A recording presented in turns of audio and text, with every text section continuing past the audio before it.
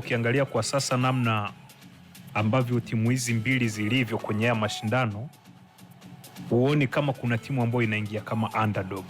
Na ukizingatia katika michezo mitatu ya Azam FC waliocheza, michezo miwili ya Simba Sports Club waliocheza, unaona kuna mazingira ambayo yanashabihiana kwa maana ya yale mabadiliko ya wachezaji kutoka kikosi kilichocheza mchezo mmoja kuelekea kikosi ambacho kimecheza mchezo mwingine.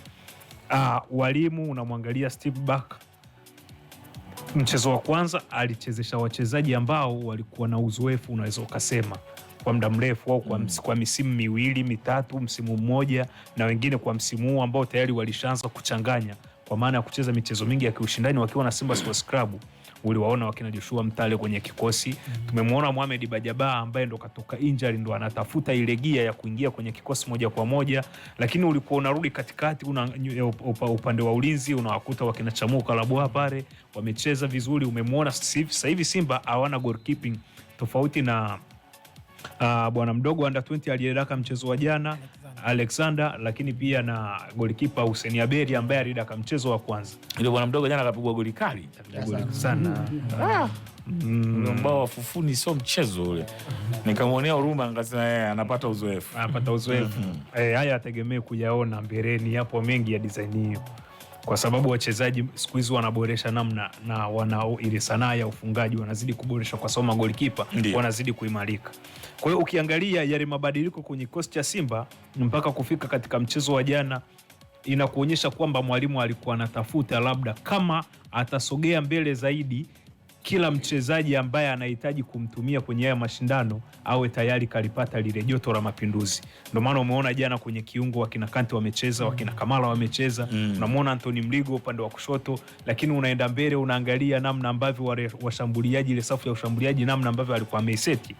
Aina ya uchezaji wa Simba ilivyo sasa hivi haina utofauti mkubwa na ile Simba ya Pantevu, na inaelekeana kwa ukaribu mdogo sana, kwa sababu kuna distance bado imeachana na ile Simba ya Fadlu Davis namna ambavyo ilikuwa inacheza. Kwa hiyo muda ambao wachezaji wamepata, hii inakuonyesha kwamba kwenye mchezo wa Azam FC utegemei kuwaona hawa vijana chini ya miaka 20 ama wachezaji ambao wanafanyiwa majaribio kama kiungo kutoka Polisi ambaye alicheza mchezo wa jana akiwa amevaa jezi namba 39 na Daniel Ouma.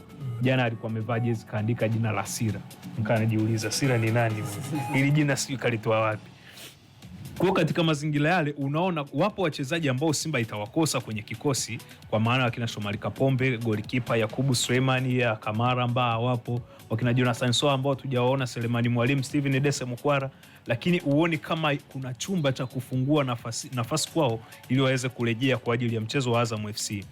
Ni vivyo hivyo ukienda ukiangalia kikosi cha Azam chini ya Florent Ibenge. Coach amekuwa akibadilisha pia kikosi kutoka mchezo wa kwanza mpaka mchezo ambao Azam FC wao wameweza kufuzu kuelekea hatua nusu fainali, kwa maana ya michezo yao mitatu dhidi ya Mlandege, dhidi ya TRA, lakini dhidi ya URA.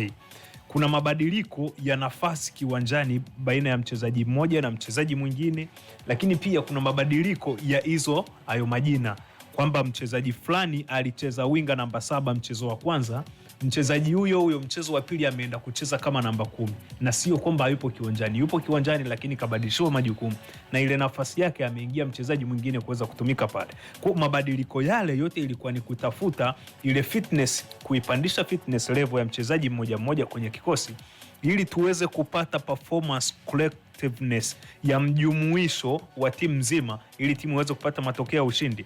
Na ukiangalia makocha wote wa pande mbili wapo kwenye mashindano wakiyatumia kama daraja la kuelekea michezo ya kimataifa ambayo inaanza pia mwezi huu, ni kati ya tarehe 21, 22, 19, 20, 21, 22 timu zinakuwa na michezo hizi ambazo zinashiriki klabu bingwa na ambazo zinashiriki kombe la shirikisho.